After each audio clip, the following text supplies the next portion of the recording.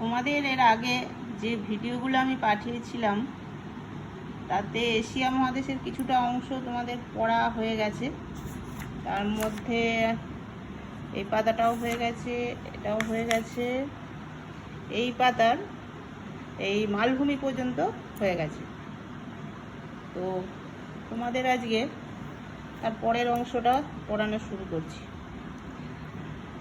এখান থেকে। মধ্যভাগের পার্বত্য অঞ্চলের উত্তরে একটা বড় সমতল ভূমি অঞ্চল আছে, উত্তর দিকে অবস্থিত। তোমাদের বইতে যে ম্যাপটা আছে সেই ম্যাপে তোমরা দেখতে পাবে এই যে এই অংশটা হচ্ছে উত্তরের বিশাল সমতল ভূমি অঞ্চল।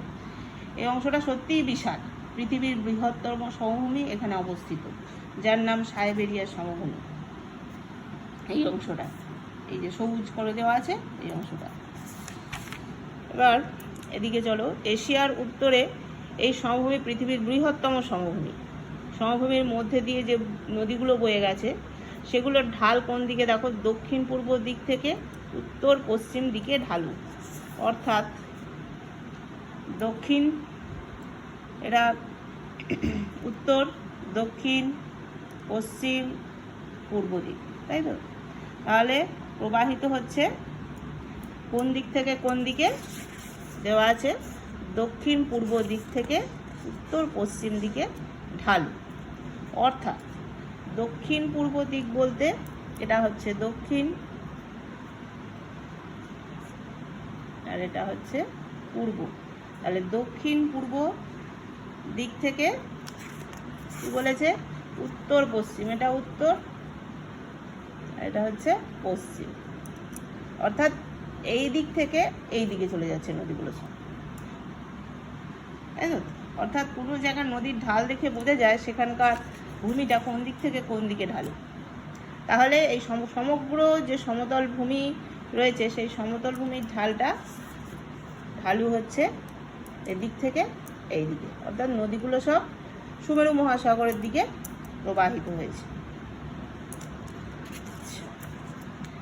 এরপরে উত্তরের বিশাল সমভূমিকে কতগুলো ভাগে ভাগ করা হয়েছে। তার মধ্যে তুরানের নিম্নভূমি রয়েছে, সাইবেরিয়ার সমভূমি রয়েছে, আর পূর্বের উচ্চভূমি বা সিল সমভূমি আছে। তুরানের নিম্নভূমি এর সম্বন্ধে কিছু এখানে লেখা আছে, কোথায় অবস্থিত। উত্তরের সমভূমি দক্ষিণ পশ্চিমে কাস্পিয়ান সাগর ও আরল সাগরের চারিদিকে অবস্থিত একটা নিম্নভূমি। তাহলে কাস্পিয়ান সাগর এবং আরল সাগর কোথায় অবস্থিত, এই দেখো এখানে, এটা হচ্ছে কাস্পিয়ান সাগর, এটা হচ্ছে আরল সাগর, এর চারিধারে এই নিম্নভূমিটা অবস্থিত। 2 নম্বরে আছে সাইবেরিয়ার সমভূমি। সাইবেরিয়ার সমভূমি তোমাদের আগেই দেখালাম, এই অংশটা সবটা হচ্ছে সাইবেরিয়ার সমভূমি অঞ্চল। পাতায় দেখলে বুঝতে পারবে ভালো। এই যে এই জায়গাটা হচ্ছে সাইবেরিয়ার সমভূমি, যে পৃথিবীর বিশাল আকৃতি আর সমভূমি অঞ্চল, যেখানে সারা বছর বরফ পড়ে থাকে, মাইনাস টেম্পারেচার থাকে সবসময়। এশিয়ার উত্তর দিকে ও ভিনসি, লেনা, এই যে নদীগুলো পলি সঞ্চয়ের ফলে আর হিমবাহের কাজের ফলে সৃষ্টি হয়েছে এই সমস্ত সমভূমির, আর এতে বন্যা হয় মাঝে মাঝে নদীগুলোতে। তার কারণ তোমরা পরে জানবে, তবু একটু বলে রাখি যে এই যে নদীগুলো তোমরা দেখলে যে ঢাল হচ্ছে কোন দিকে, সুমেরু মহাসাগরের দিকে। সুমেরু মহাসাগরের দিকে ঢাল হওয়ার ফলে কি হয়েছে, নদীগুলোর মুখগুলো বেশিরভাগ সময় ঠান্ডায় জমে যায়, এত ঠান্ডা এই অংশ। সুমেরু মহাসাগর বুঝতেই পারছো প্রচণ্ড ঠান্ডা, যার ফলে কি নদীর মুখগুলো বুঝে যাওয়ার ফলে জলগুলো বয়ে সাগরে যেতে পারে না, যার ফলে নদীগুলো উপচে গিয়ে বন্যা হয়ে যায় এই সমস্ত নদীগুলো। আর পূর্বের উচ্চভূমি বা শিল সমভূমি, উত্তর পূর্বে প্রাচীন মালভূমি, এগুলো ক্ষয়ে যাওয়ার ফলে এই সমভূমির সৃষ্টি হয়েছে। পূর্ব দিক বলতে এই দিকটা, এই অংশটা বোঝানো হয়েছে। অর্থাৎ দেখো, যেটা তোমাদের বইতে যেটা দেখলে সুবিধা হবে, এই দিকের অংশটা। শিল্ড বলতেই বোঝায় মালভূমি অঞ্চল, অর্থাৎ যেগুলো ক্ষয়ে গিয়ে আস্তে আস্তে সমতল ভূমিতে পরিণত হচ্ছে। এরপরে এশিয়া মহাদেশের দক্ষিণ পূর্ব দিকে কতগুলো নদী রয়েছে, তাদের পলি দ্বারা গঠিত কতগুলো সমভূমি রয়েছে। যেমন উত্তর চীন সমভূমি, ভারতবর্ষে সিন্ধু, গঙ্গা, ব্রহ্মপুত্রের সমভূমি, আর মেসোপটেমিয়া সমভূমি। এই যে নদীগুলো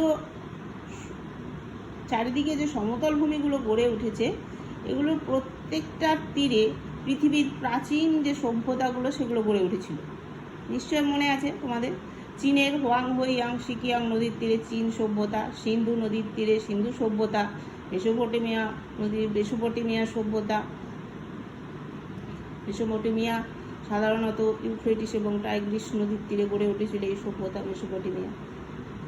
বুঝতেই পারছো যে যেখানে যে প্রাচীন সভ্যতাগুলো সব এই সমস্ত সমতল ভূমি অঞ্চলে গড়ে উঠেছিল। এরপর রয়েছে এশিয়ার দক্ষিণ পূর্ব দিকে প্রশান্ত মহাসাগরের উপর কতগুলো দ্বীপ এবং দ্বীপপুঞ্জ আছে। সেই দ্বীপ এবং দ্বীপপুঞ্জগুলোর কোনগুলো? জাপানের দ্বীপপুঞ্জ, ইন্দোনেশিয়ার দ্বীপপুঞ্জ, কিউরাইল দ্বীপপুঞ্জ, ফিলিপাইন দ্বীপপুঞ্জ। এবার তোমাদের বইতে যে ম্যাপগুলো রয়েছে সেই ম্যাপগুলোতে ভালো বোঝা যাবে। এই যে এটা হচ্ছে জাপান, এই অংশটা জাপান, এই সমস্ত জায়গাটা ইন্দোনেশিয়া, এই জায়গাটা। এরপর রয়েছে কিউরাইল, এই অংশটা। আর একটা কী দেওয়া আছে?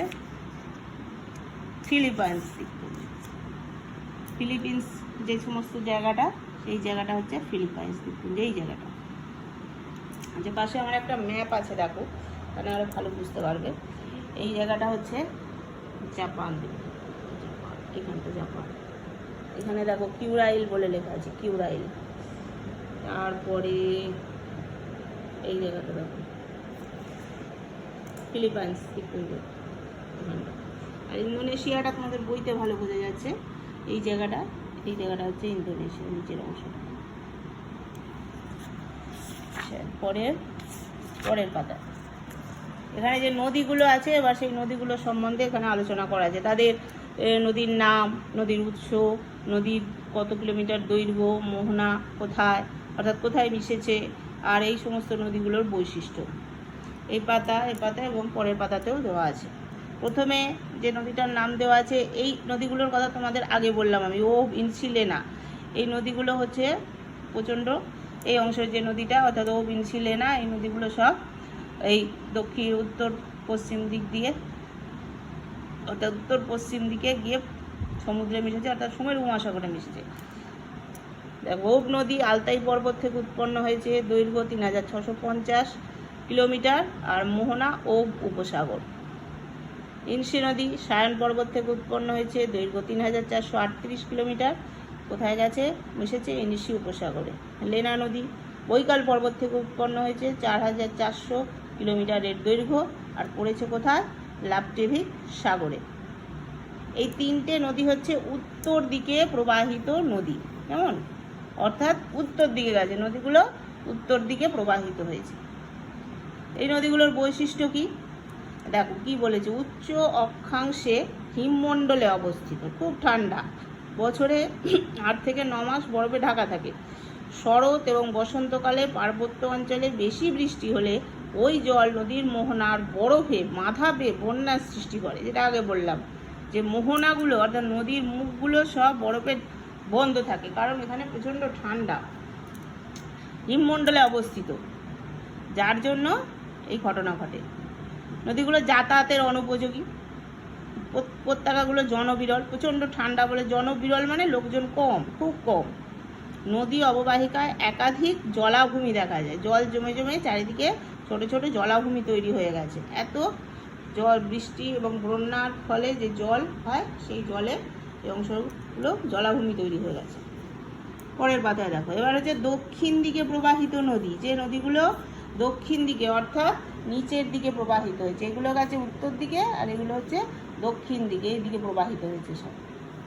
তার মধ্যে প্রধান আমাদের ভারতবর্ষে গঙ্গা নদী, গঙ্গোত্রী হিমবাহ থেকে উৎপন্ন হয়েছে, দৈর্ঘ্য 2525 কিলোমিটার, পড়েছে বঙ্গোপসাগরে।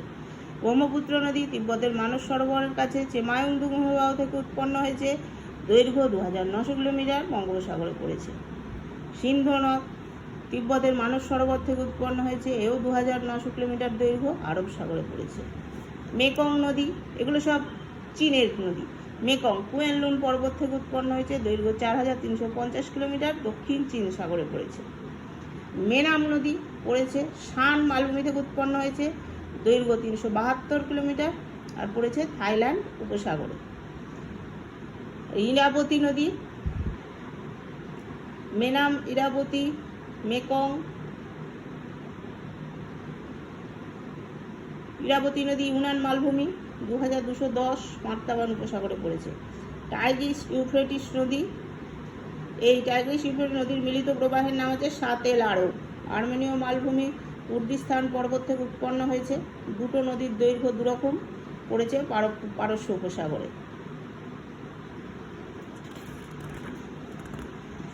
এরপরের কথায় আচ্ছা, এখানে যে নদীগুলো তোমরা বললাম, এই যে দেখো মেকং, মেনাম, সমস্ত নদীগুলো এই ইন্দো চীন উপদ্বীপে অবস্থিত। এই সমস্ত নদীগুলো, ইরাবতী নদী, এগুলো সব এই অংশে অবস্থিত। এগুলো সব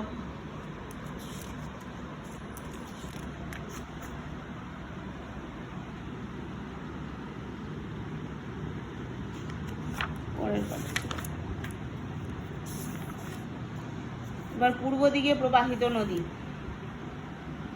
আচ্ছা, পূর্ব দিকে প্রবাহিত নদীগুলো হচ্ছে ইয়াংশিকিয়াং, সিকিয়াং, হোয়াংহো আর আমুর।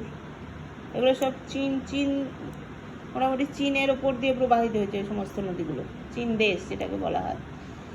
আচ্ছা, ইয়াংশিকিয়াং কুয়েনলুন পর্বতের দক্ষিণে গোলারডং পর্বতশৃঙ্গ 6300 কিলোমিটার দৈর্ঘ্য, পূর্ব চীন সাগরের মোহনায় গিয়ে পড়েছে।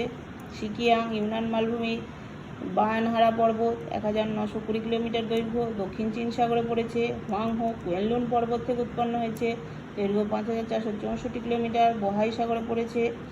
আমুর রাশিয়ার ইয়াবলেনায় পর্বত থেকে উৎপন্ন হয়েছে, 2824 কিলোমিটার দৈর্ঘ্য, ওকটক সাগরে পড়েছে। বৈশিষ্ট্য কী? জায়গাগুলো ঘন বসতিপূর্ণ, নদীগুলোর নিম্ন প্রবাহে পলি সঞ্চয় করে সেখানে কৃষি ও শিল্পের উন্নতি ঘটেছে, অর্থাৎ জমি খুব উন্নত, চাষবাস খুব ভালো হয়। আর ইয়াংশি নদীর আরেক নাম হচ্ছে স্বর্ণসূর্যের নদী, কারণ এই নদীতে নাকি বালিতে সোনা পাওয়া যায়, সেই জন্য এই ধরনের নাম। আর হোয়াংহো নদীর রং হলুদ পলিযুক্ত, তাই একে আরেক নাম হচ্ছে পিত নদী বলে হোয়াংহো নদীকে। এটা তো দাগ দিয়ে রাখো, ইম্পর্টেন্ট। এর আগের পাতায় এই নদীর বৈশিষ্ট্যগুলো আমার বলা হয়নি, অর্থাৎ দক্ষিণ দিকের যে সমস্ত নদীগুলো, এগুলো সব মৌসুমি জলবায়ু অঞ্চলের উপর দিয়ে প্রবাহিতের জন্য বৃষ্টির জলে পুষ্ট আর বরফ গলা জলও পুষ্ট, দু রকমের নদী আছে। নিম্নগতিতে বর্ষাকালে বন্যা দেখা দেয়, যেমন আমাদের এখানে গঙ্গা নদী। নিম্নগতি বলতে একদম শেষ প্রবাহ যেটা, যেখানে গিয়ে সমুদ্রে মেশে নদী।